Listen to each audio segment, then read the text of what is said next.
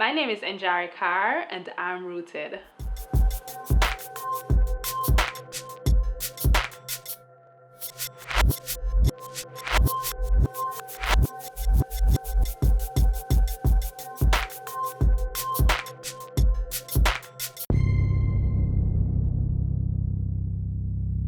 I'm Njari Carr and I am a mixture of a lot of things. I'm an artist, I am a student, I'm an advocate. I'm currently studying gender and development studies. It's an area I'm passionate about, and I work as a research assistant in the area. I'm an entrepreneur, a lot of things. I think mental health is an area that we need to pay more attention to in Jamaica. It's an area that I don't think a lot of focus is placed, and a lot of persons are suffering silently from mental health and emotional imbalance, and the stigma that surrounds it kind of keep persons hidden in dealing with it. So I would want to see more attention and efforts placed in on mental health care in Jamaica. I think the attitude towards persons who openly disclose that they're suffering with some sort of mental imbalance, the stigma makes it worse for them. So I think there needs to be a re-education of the citizens around mental illness and mental health, so that we can collectively support persons who are experiencing mental illnesses. Advocacy work that I've been involved with is more focused on women and women empowerment. However, in working in this area, I encounter different types of milder mental illnesses. So while I have not dealt directly with mental health, I see it manifesting itself. I am definitely rooted in women empowerment, the empowerment of women and the upliftment of women and gender equality. So while I'm passionate about women empowerment, I am very also equally passionate about gender equality for both men and women.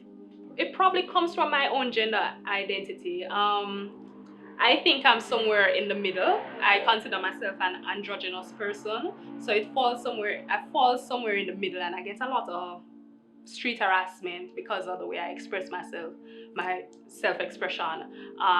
So I would like to see that gender, the focus that's placed on gender roles, I'd like to see that eliminated, and I'd like to just see a flat surface where whatever, regardless of how you identify, you're equal and you're respected. So I think that's at the root. I could point to several situations, but I think the situation that I would most likely share is having been an entrepreneur of a startup without capital. To try to grow or develop a startup without capital, and having developed it to a certain extent and then not having enough capital or not having access to capital and having to see your business fail is something that for me was a very low point in my life, and it took me several years, and I'm still coping with the emotional stress, the mental toll that it took. So that was a low point. And when the economic situation that we're in, a lot of young persons are being encouraged to start their own businesses. It's very taxing emotionally and mentally, and I don't think that a lot of focus is placed on that. So I would want to speak about my experiences as, you know, a young entrepreneur and the emotional stress that I went through in that period of my life. When I was doing my undergraduate, I started doing nail technology just to support myself in school. Actually, I wasn't really passionate about doing it, and my friend encouraged me, and when I found that I could explore my artistic self using the nail as a canvas. That's when I really got passionate about it, and that's when I said, all right, I'm going to develop a business from this. So I started in university, and then when I left university, I branched out into having a physical space. One thing I'd like to speak about is there's a tendency to pressure university graduates to pursue a corporate job. So when I left university, and because I studied business administration, I faced pressure of going out to look a corporate job. So when I decided that I'm going to open a nail salon, not and I don't I for a period of time I tried to advocate against the ideas around nail technicians. When I decided I was going to open a nail salon, it was looked down on, and that also caused a lot of stress emotionally. When business failed, when I had to make the decision to close business rather, I felt like a failure. I felt like, all right, everybody had this expectation of me looking at corporate job, and I decided to go this route, and here I am. The route didn't work out, and I'm here broke at my age, 30. Well, the time I was thinking 30, and just stuck. And for a while, it took a toll because the way I navigated and the things that I pursued, actually, I basically was just existing. So I wasn't really trying to seek a job. I wasn't trying to do anything. I didn't know what I wanted to do. I didn't feel connected to anything. I was sad, and I didn't want to share my experience with anybody because of the fear of being stigmatized or criticized because of the route that I chose to go. So I felt stuck for quite a long period of time, and I knew I wanted to pursue further studies. So just by some chance, I said, all right, I'm going to apply for, a master's course in an area that I'm passionate about to see if that can kick some life into me. I applied for the course, and I knew I didn't have any funding for the course. So when I got through for the course, I'm like, all right, I don't have any money to do this. So I sought a deferral. And then by chance, I got a job. I got employed for a year. And in that year, I was able to pick myself up.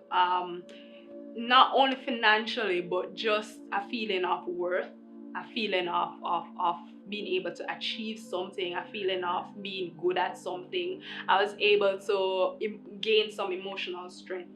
And then when that contract ended, I said, all right, I'm going to do this program. I'm going to do the studies because maybe that can also add to the emotional strength. If I'm learning something new, because it's a total different area from the field that I'm used to. So if I'm learning something new, that would probably get some juices flowing, and I'd get back my creative sense because I stopped creating as well. So not only was I a nail technician, I was an artist, or I am an artist, so I had stopped creating stuff. So I said, all right, maybe if I was learning something new and I was in a new environment with new persons and whatever, that would get some juices flowing. So that's what I've been using to kind of pull myself out of the rut. I'd definitely say it's comforting. It's not consistent. It's not what I always go to when I need to, get some balance. But when I do use it, it's very comforting and it's very balancing for me. My go-to self-care, I love nature. I love being in a nature saturated environment. So going to the river or going to the beach, or that would be my first choice. Because with creating stuff, you have to have material and all of that thing. With nature, it's there, you just need to get to the spot. So nature would be my go-to.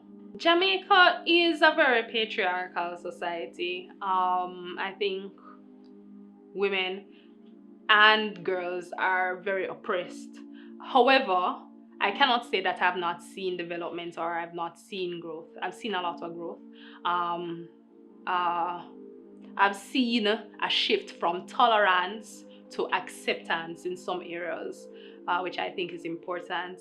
And I find it admirable that within my circle, within the persons that I come in contact with, I'm finding more men who identify as feminist, or if they don't identify as feminist, which is okay, they are much more caring towards women than what I've seen in the past.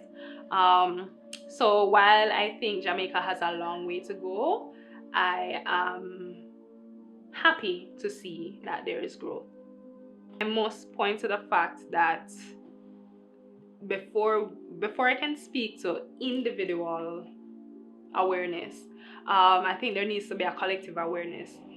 Mental illness on a whole is surrounded by stigma. However, a man who suffers from mental illness is more accepted than a woman who suffers from mental illness. So collectively, I'd like to see a shift in that area. On an individual level, I think as women, we need to be more in tune with ourselves, so we can identify the shifts. I think as women, we need to learn to be more accountable for ourselves. So should we identify that we're suffering with a certain thing, or we're feeling a certain way that's out of character, we should be accountable enough to ourselves to seek the help that's needed. And it may not be that we need hospitalization. It could just be speaking to a friend, or if it's more than that, trying to speak to a counselor. But instead of just sitting there and hiding, I think we need to be responsible for ourselves and get the help that we need. I think, and this is not limited to women,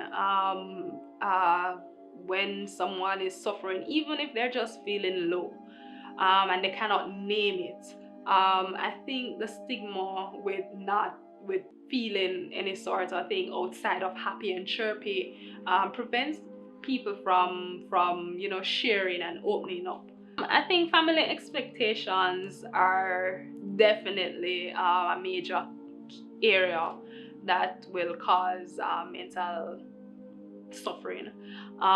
For example, an artist, the only artistic creative person in the family, that chooses to express themselves, like myself, with piercings and different color hairs and all of that. When you're from a conservative family,